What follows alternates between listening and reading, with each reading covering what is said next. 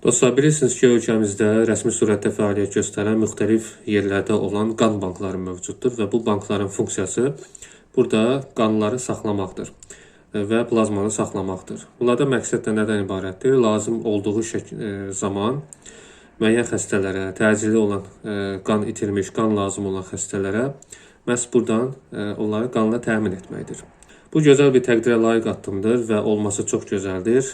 Çünki bundan da əlavə istənilən şəxs oraya yaxınlaşıb qan verə bilər və bu kimi gözəl fəaliyyətdə iştirak edə bilər.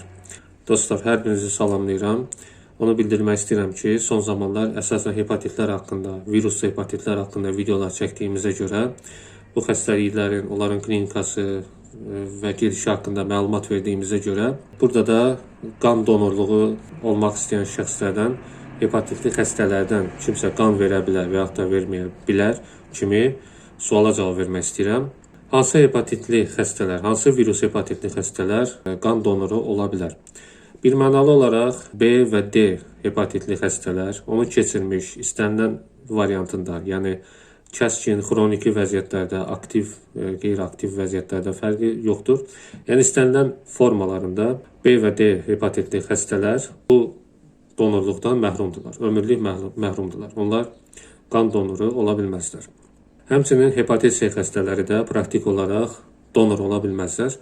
Baxmayaraq ki, bu insanlar sağalma ilə sonlanır onların xəstəliyi.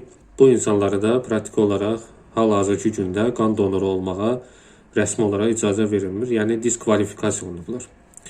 Qaldı ki, A və Y hepatiti keçirmiş şəxslər, bunlar da əgər kəskin mərhələdə deyilsə, yəni xəstəliyi kəskin mərhələsini yaşamırlarsa, o zaman, yəni sağalıblarsa, artıq bu virus bədəndən eliminasiya olunubsa, xaric olunubsa, o zaman bu şəxslər qan donoru ola bilərlər.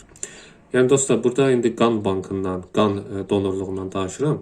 Ümumiyyətlə digər orqanların donorları da ola bilməzlər. Çünki həmin virusun daşıyıcısı olduğuna görə, hansı ki onlara qadağandır, onlar sağlam şəxsə, yəni resipiyentə həmin virusu keçirə bilərlər. Yəni həmin xəstəliyin yayılmasına səbəb ola bilərlər.